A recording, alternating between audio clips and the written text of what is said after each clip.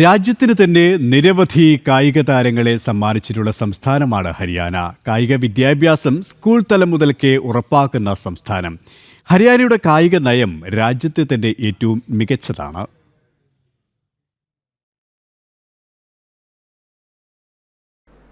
भारत के जन सामान्य के स्वभाव में खेल कैसे प्राथमिकता प्राप्त करें, माँ बाप को भी बच्चों की कैरियर में खेल का महत्व का एहसास हो।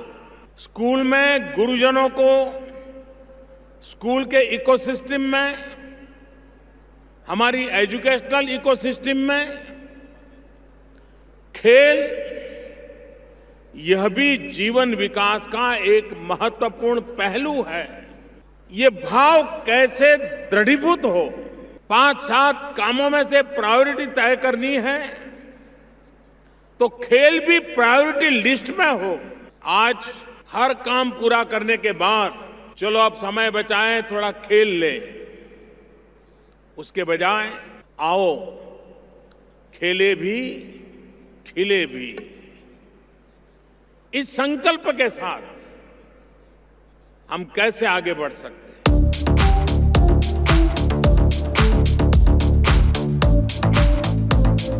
ഹരിയാനയ്ക്ക് കായികം എന്നത് കേവലം മത്സരങ്ങളോ തൊഴിലോ അല്ല, ജീവിത രീതി തന്നെയാണ്.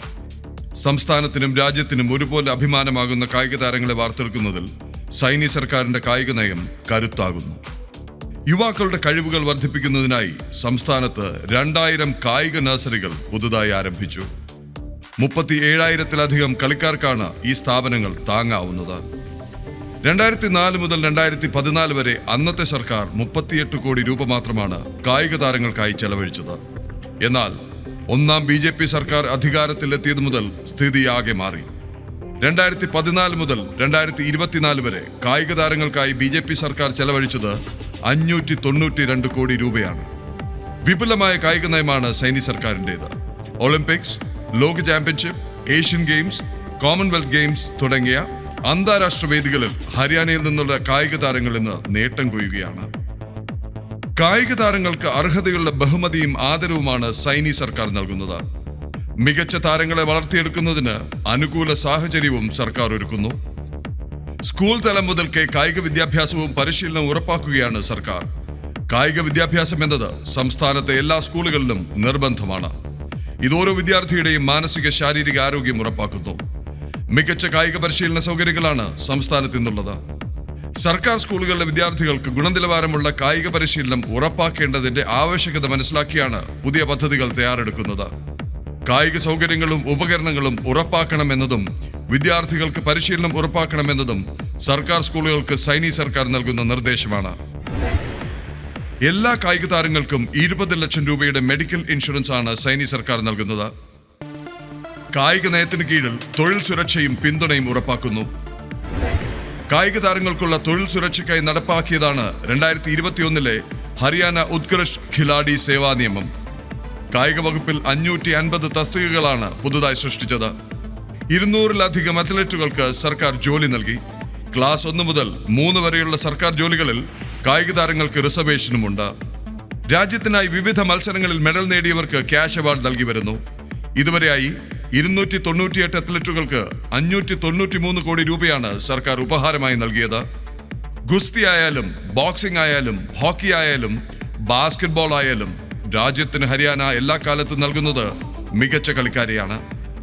സംസ്ഥാനത്തെ എല്ലാ ഗ്രാമങ്ങളിൽ നിന്നും കായിക പ്രതിഭകൾ ഉയർന്നു വരുന്നു.